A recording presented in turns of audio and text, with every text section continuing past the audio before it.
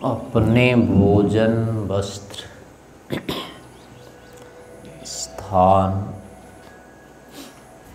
भ्रमण आदि के विषय में तो स्पष्ट बुद्धि होती है कि ये सब बिना किए नहीं होंगे, नहीं मिलेंगे। बिना भोजन बनाए भोजन नहीं मिलेगा, बिना वस्त्र सिले वस्त्र नहीं मिलेगा, बिना बनाए भवन नहीं मिलेगा। ऐसे ही अन्य भी कार्य हैं, कोई सुविधा विशेष है, इनमें लगता है कि बिना किए तो नहीं होगा, यह हो नहीं सकता। पर ईश्वर के जो कार्य हैं, सूरज है, चांद है, पृथ्वी है, तारे हैं, शरीर है, वृक्ष वनस्पति, ये जातियां हैं, इनके विषय में कभी नहीं लगता है कि बिना किए ये नहीं हो सकते। ऐसी जो बेईमानी है क्यों होती है?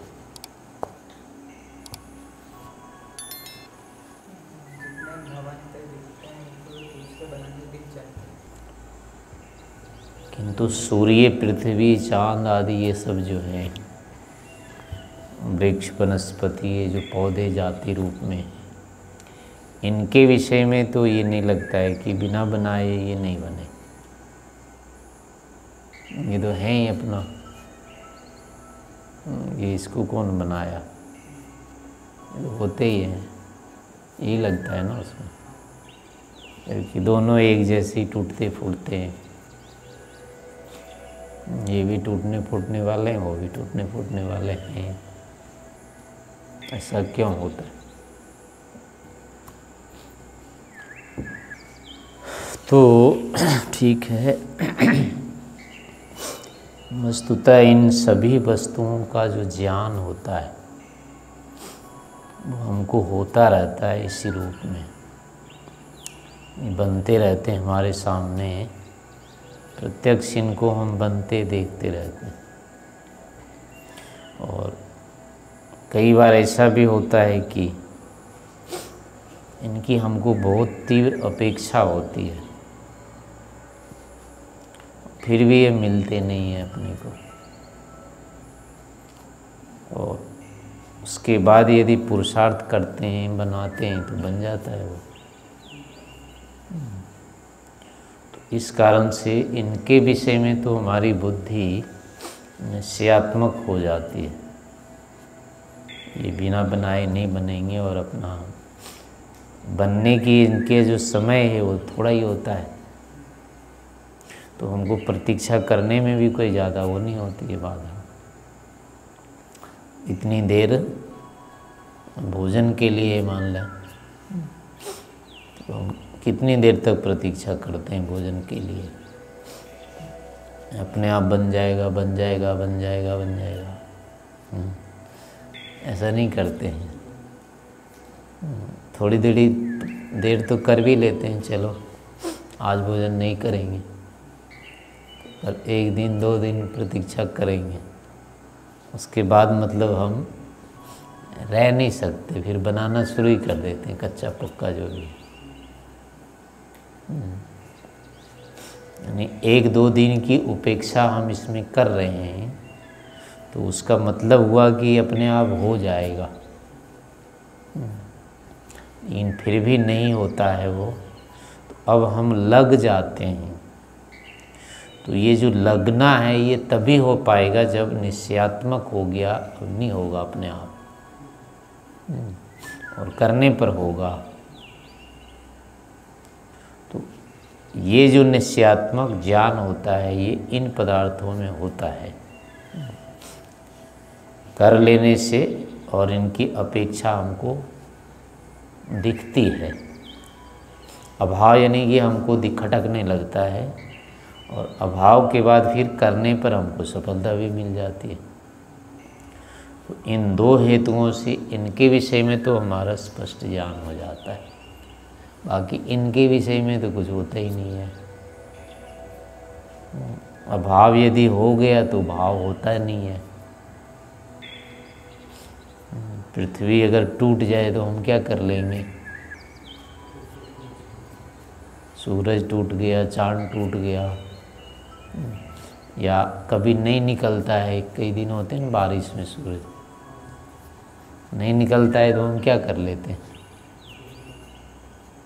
उसको कोई बना ही नहीं सकते हम। तो इनमें क्या होता है कि निर्माण वाली हमारी बुद्धि नहीं बनती है कभी, क्योंकि अभाव होता है, चाहने लगते हैं तो इन पदार्थों में तो तत्काल निर्माण बुद्धि भी उत्पन्न हो जाती है, करने लग जाते हैं, क्योंकि करने पर ये हो जाता है। और इनके विषय में वो निर्माण बुद्धि भी उत्पन्न नहीं होती है। सूरज हमको चाहिए 6-7 दिन वर्षा हो जाए, लगातार बादल रहते हैं तो छटपटाना होने लगती है, कपड़े नहीं सूखते, ये नहीं, तो छटपटाने तो लगते हैं, लेकिन करेंगे क्या? सूरज को निकाल भी नहीं पाते बादलों से। तो उनमें क्या होता है कि ये फिर सर्जन विषयक जो बुद्धि होती है वो हमारी कभी शुरू ही नहीं होती है। प्रयत्न भी हम कर लें तो उस विषय में तो कोई सफलता तो मिलनी नहीं होती है। तो इसलिए उस तरफ हम सोच ही नहीं पाते, ये हो भी सकता है क्या, हमारे करने का तो है ही नहीं है विषय, करने का ही विषय नहीं है तो ये होता है, ये क्या करें हम जान के। तो इस कारण से भी इन पर हमारा विश्वास नहीं होता है, ये किए हुए हैं। दूसरी बात है कि ये बिना किए मिलते रहते हैं अपने आप, ये भी होता है, अभाव भी नहीं होता है इनका कभी। जितने दिन हम जी रहे हैं उतने दिन तक तो रहेगा ही सूरज कम से कम, चांद भी रहेगा, पृथ्वी भी रहेगी, सारे के सारे हमारे जीने तक तो रहेंगे। तो नहीं रहेंगे ये भी बुद्धि नहीं होती है, और इनका कभी अभाव भी नहीं दिखता है, क्योंकि इनका लोप तो हुआ ही नहीं हमारे सामने। तो अब ये कैसे होंगे या कहाँ जाएंगे, ये सब भी जो अनायास बुद्धि इन पदार्थों में होती रहती है, इनमें ये कभी उत्पन्न नहीं होते। तो ऐसी बुद्धि उत्पन्न नहीं होने के कारण से और प्रयास करने पर भी सफलता की संभावना नहीं होने से, उस पर हम जो बल लगा सकते थे या ऐसी बुद्धि उत्पन्न कर सकते थे, सोचने के लिए हम विवश हो सकते थे, ये सब हमारे जो कर्म होते हैं, अभ्यास होते हैं, ये होते ही नहीं। इन प्रवृत्तियों के अभाव में जो तत्संबंधी बुद्धि है कि ये हो सकते हैं, सामान्य रूप से हमको होती नहीं है ये बुद्धि, जबकि इनमें हो जाती। इसके लिए हमने नहीं सोचा है ऐसा कुछ। खाने पीने के विषय में थोड़ा मोड़ा सोचते हैं, लेकिन लग जाते हैं जब हो जाता है, इसलिए बहुत ज़्यादा बल नहीं लगाना पड़ता है। तो अब ये बुद्धि आ जाती है अपने आप। ये बने हुए हैं, हाँ, या किसी ने बनाया है, ये बुद्धि इनमें नहीं उत्पन्न होती हमारी। हमने बन मिल जाता है, पर वो हम नहीं बना पा रहे, कोई ना कोई है। नहीं, जो निर्माण से संबंधित बुद्धि हमारी बनती है ना, जो वो किसी निर्मित के व्यवहार से बनती है, वो निर्माण से ही बनती है हमारी। निर्माण में भी अवयव और उसका रचनाक्रम पता, हाँ, जो भी है, अगर कोई चीज़ हमने नहीं बनाया है तो कोई चीज़ बनती है, ये बुद्धि नहीं होगी उत्पन्न। कितने ही देखते रहे, देखते हुए भी अगर उस विषय में आपने थोड़ा सा प्रयोग कर लिया है, तभी वो वस्तु ठीक से आएगी समझ में कि वो भी हुआ होगा ऐसे ही। तो कुछ चीज़ें तो हम बनाते रहते हैं, छोटी मोटी चीज़ें बनाते भी रहते हैं, तो इसलिए दूसरी चीज़ें में भी और उसी तरह से प्रयास भी कर लेते हैं। बहुत सारी चीज़ें तो बनती नहीं है, लेकिन फिर भी उससे कम वाली चीज़ें तो बना ही लेते हैं, और उन बड़ी चीज़ों को भी किसी से बनवा लेते हैं फिर। तो ये जो निर्माण हुआ, ये निर्माण विषयक बुद्धि विशेष बनी है, संग्रहित होती है। तो इसलिए निर्मित कोई वस्तु है उस पर इस कारण से विश्वास होता है। चलिए, जो हमारे सामने प्रत्यक्ष वस्तु है, इसी वाहन ना बनने का और क्या कारण? तो हाँ वही बता रहा हूँ कि जिन चीज़ों में हमने ये देख लिया, चाहे स्वयं करके या अपने से बराबर वालों से करा के, यानी कि पहले नहीं था लेकिन अब हुआ है ये, और करने पर हुआ है ये इस विषय में दिख जाता है हमको। इस कारण से ये होता है, ये अपने आप बन जाता है, ये बुद्धि बन जाती है। लेकिन अन्य विषयों में जो होता है, ये सूरज चांद आदि के विषय में, यानी जब हमको, एक तो पहला है कि इनका पहले अभाव ही नहीं दिखता है हमको। जब अभाव नहीं दिखने के बाद जब कभी हमको अपेक्षा होती है इनसे, उपलब्धि रहता है, तो ये चाहिए, एक तो ये बुद्धि नहीं बनती है। जबकि यहाँ ये चाहिए जब कहते हैं तब ये मिलता है। यहाँ भी जिन चीज़ों में चाहिए अगर नहीं होता है, वो मिल जाए ना, उसमें भी इतनी बुद्धि नहीं काम करेगी। जैसे किसी को होते हैं ना कि घर से पहले से बहुत अमीर है व्यक्ति, लड़का, उसको खूब पैसे मिलते हैं, खूब लुटाता है, उसको नहीं पता लगता कहाँ से आ रहा है। और जो कमा के लाता है उसको लगता है कि हाँ पैसे कमाए जाते हैं, ये नहीं लुटाते हैं फिर। तो उसमें भी यही होता है कि उसने देखा ही नहीं ऐसा करके, जब भी इसको अभाव हुआ वैसे ही मिल गया, इसके लिए करना ही नहीं पड़ा। तो उसको ये करने से होता है ये नहीं समझ में आता है। पर मांगने के बाद भी अब उसको नहीं मिला, फिर उसने कमाया, फिर मिल गया, अब उसको होगा नहीं, पैसा कमाने से होता है, अब उसको पहले नहीं समझ में आएगा। तो यहाँ भी इन चीज़ों में क्या होता है कि अपेक्षा, पहले हमको अपेक्षा ही नहीं दिखती। सूरज चाँद पृथ्वी आदि की हमको क्या अपेक्षा, कुछ पता ही नहीं लगता है, क्योंकि इनका अभाव तो देखा ही नहीं है। एक कारण तो ये भी रहता है कि ये होने चाहिए, होते हैं, ये अभाव ही नहीं होते इनका, इसलिए भी हमारा प्रश्न ही नहीं बनता है। दूसरी बात है कभी कभी अपेक्षा दिखने लग जाती है, तीव्र होती है, तो अपेक्षा होने के बाद भी अब उसकी पूर्ति नहीं होती, हमको मिलता ही नहीं है ये।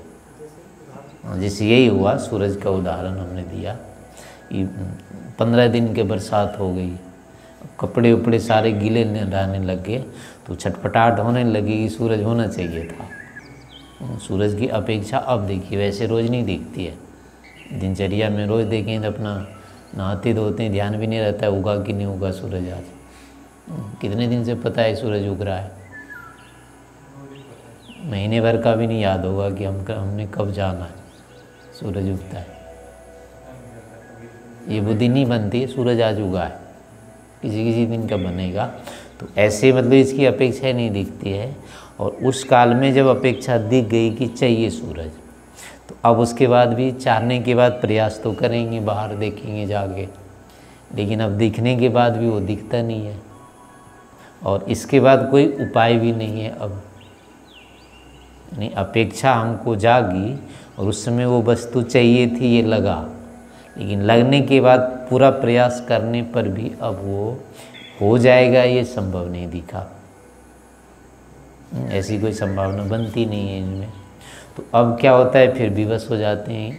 अब हम यानी होने से संबंधी जो समझ में आनी है हमारी बुद्धि पूर्वक होना चाहिए था क्रम से, वो शुरू नहीं होता है। शुरू नहीं होने के कारण अब इसमें हमारी बुद्धि लगती ही नहीं है। ये होता है क्या, नहीं होता है, करने से होता है, करने से भी नहीं होता है। हाँ, पहले तो अपेक्षा ही नहीं दिखती, अपेक्षा दिखने के बाद जब करने भी लग जाते हैं तो करने से भी नहीं होता है ये। तो अब ये करने वाली जो बुद्धि बनती है, करके जो बनती है, ये अपेक्षा पहले, उसके बाद करने लगते हैं तो वो हो जाता है। इस कारण से वो बुद्धि बनती है, और वो यहाँ नहीं बनती है। नहीं बनने के कारण फिर क्या होता है, हम विशेष इस पर विचार ही करना आवश्यक ही नहीं समझते। जो बचपन से जो जीवन होता है हमारा, इनके प्रति ऐसे ही निरपेक्ष जीवन होता है, ऐसी बुद्धि बनती ही नहीं है, और इनमें लगभग बनती रहती है। अभाव भी होता है, कर भी लेते हैं, और इनमें कर भी नहीं सकते। अभाव, पहले अभाव नहीं हुआ, होगा भी तो कर नहीं सकते। ऐसे ही जैसे पृथ्वी आदि में है, अब कुछ भूकंप आ गया, अब उसका क्या निदान है? कुछ भी नहीं कर सकते, टूट फूट जाती है। ये पहाड़ वहाड़ गिर भी जाते हैं मान लो कहीं, तो उसको ठीक थोड़े कराते हैं, तो कराने का ही में कुछ नहीं होता है। हो गया तो जैसा हो गया। यानी हमारा जो कर्म है ना, उसमें जो जुड़ना चाहिए उसके अवस्था निर्माण में, वो जुड़ता ही नहीं है। तो नहीं जुड़ने के कारण ये होता है, ये जो हमारा मानना, एक मानने वाली बुद्धि होती है, ये उत्पन्न नहीं होती है। तो इसके अभाव में क्या होता है, ये स्वाभाविक हो जाता है कि ये अपने आप है, हमें इससे कोई लेना देना नहीं है, हमारे करने से भी नहीं होगा और बिना किए भी होता है ये। तो एक कारण तो ये होती है कि हमारे पास इससे निर्माण से संबंधित बुद्धि नहीं होती। दूसरी बात अब ये होता है कि हम अगर इनके निर्माण के विषय में जानना चाहते हैं तो इनके मूल तक पहुंचने की हमारे पास नहीं है कुछ।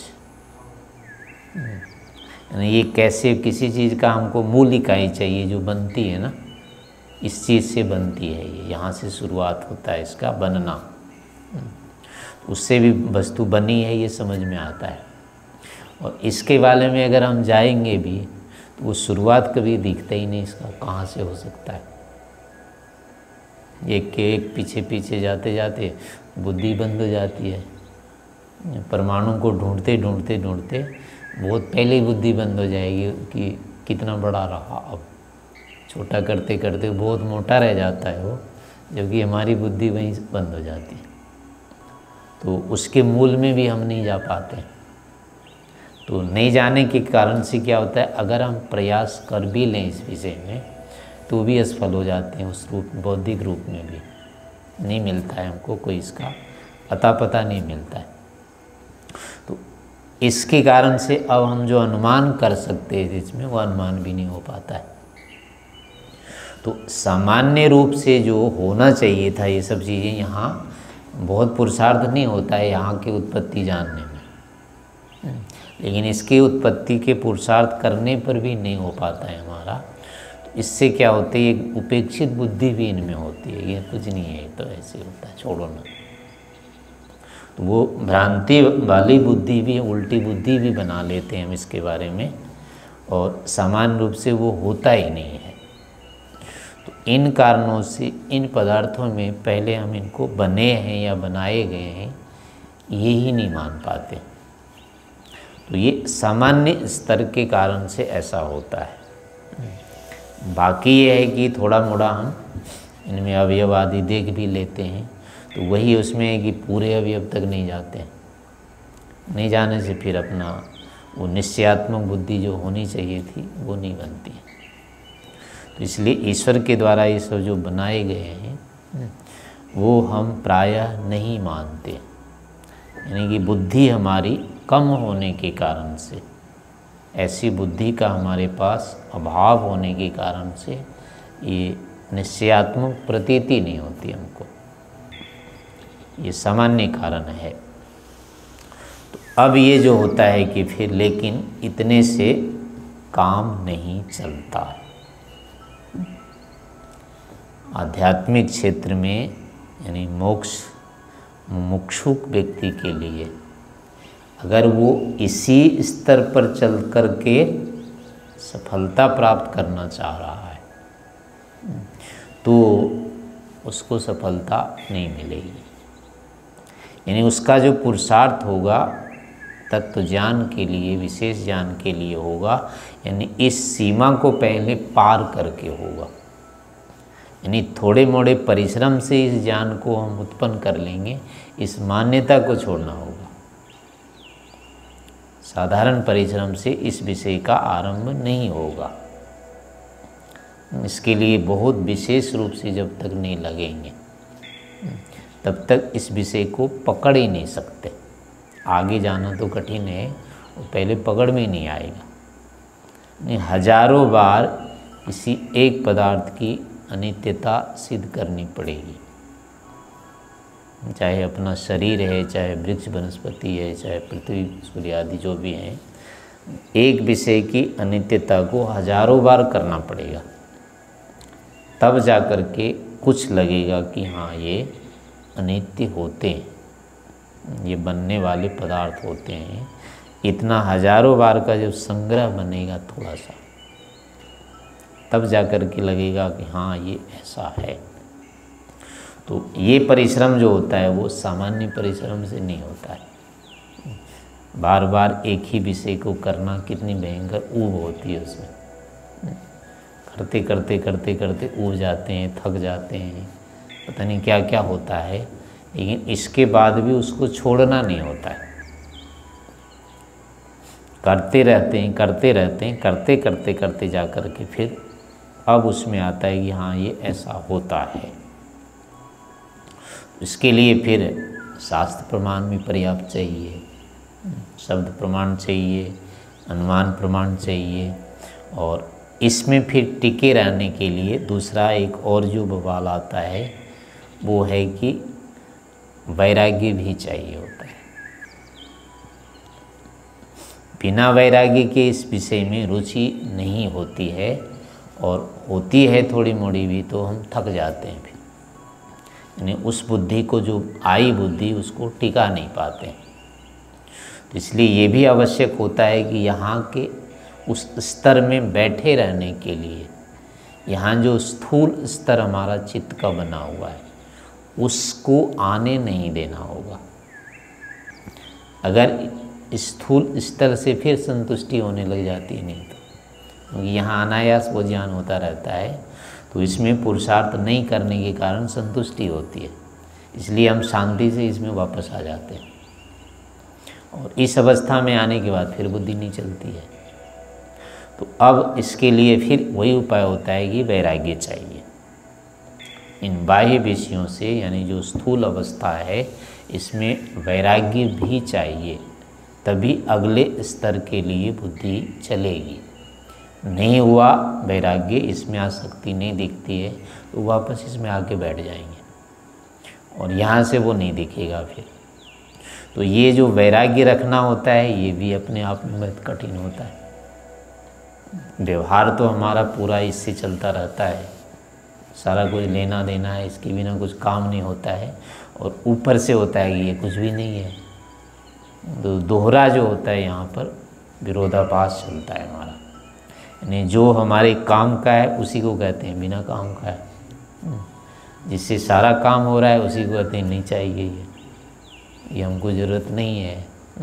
तो ये बुद्धि में तो निषेध करना होता है, व्यवहार में फिर स्वीकार करना पड़ता है। तो ये उसमें संघर्ष की स्थिति रहती है। तो इसलिए वैराग्य करने के लिए भी यहाँ पुरुषार्थ विशेष करना होता है, और जब तक ऐसा नहीं करते हैं वो सूक्ष्म वाली बुद्धि हमारी टिकती नहीं बनने के बाद भी। वो इस वाली नहीं जो स्थूल बुद्धि बनती है ये उसको दबा लेती है, फिर उसको उभरने नहीं देती है, दब जाती है वो। तो इसलिए क्या होता है ये बहुत कठिन पड़ जाता है।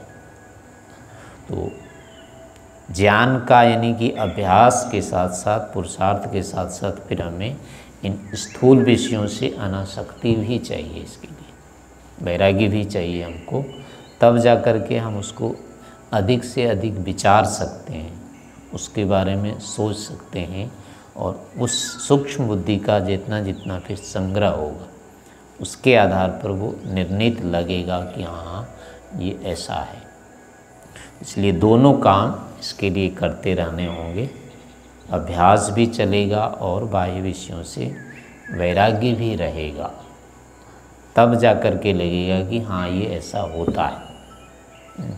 और धीरे धीरे फिर ये चूँकि अंतिम निर्णय तो फिर ये समाधि में जाके होते हैं। इन पदार्थों का निर्माण सामान्य रूप से शब्द प्रमाण और अनुमान से हो जाएगा, लेकिन पक्का निश्चयात्मक करने के लिए फिर भी ये समाधि के विषय बनते हैं, जब वहाँ जा कर के ये होता है और वो बहुत पुरुषार्थ साध्य हो जाता है। इसलिए वो सामान्य अवस्था नहीं होती, पर ये असंभव नहीं होता है।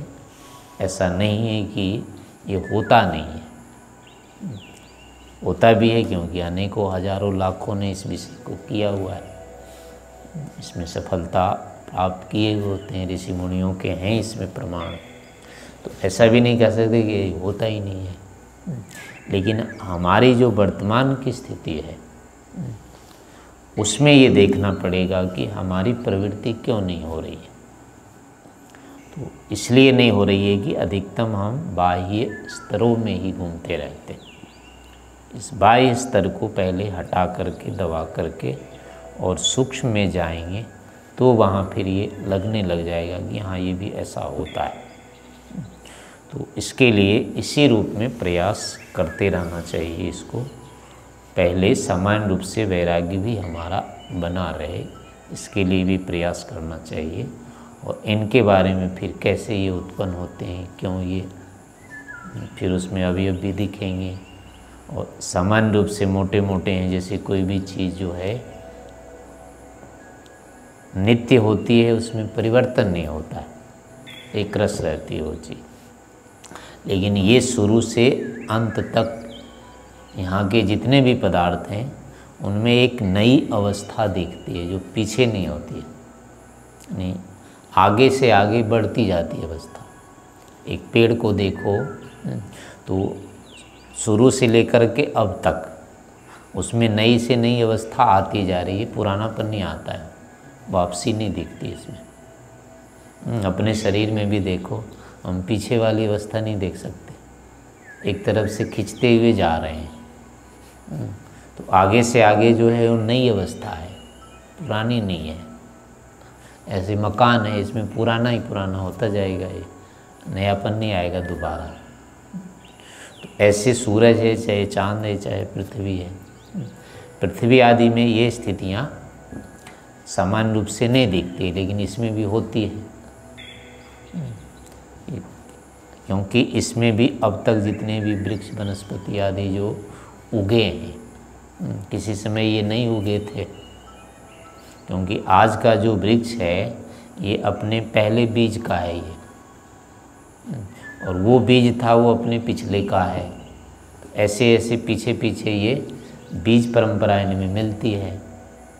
तो इसका मतलब पीछे पीछे जाते जाते एक दिन ऐसा होता है कि ये नहीं थे, इनमें से कोई नहीं थे। तो कहाँ थे ये? पृथ्वी में थे ये। तो जिस दिन इसमें से कोई नहीं था यहाँ, तो उस दिन पृथ्वी कैसी रही होगी? ऐसी तो नहीं होगी, वो तो सपाट होगी, बिल्कुल खलवाट होगी उस दिन। हाँ, तो अब वो पृथ्वी की जो खलवाट अवस्था है वो वापस नहीं आएगी अभी। कुछ न कुछ पेड़ पौधे जो भी हैं इससे दिन रात रस नए नए ले ही रहे हैं इसको।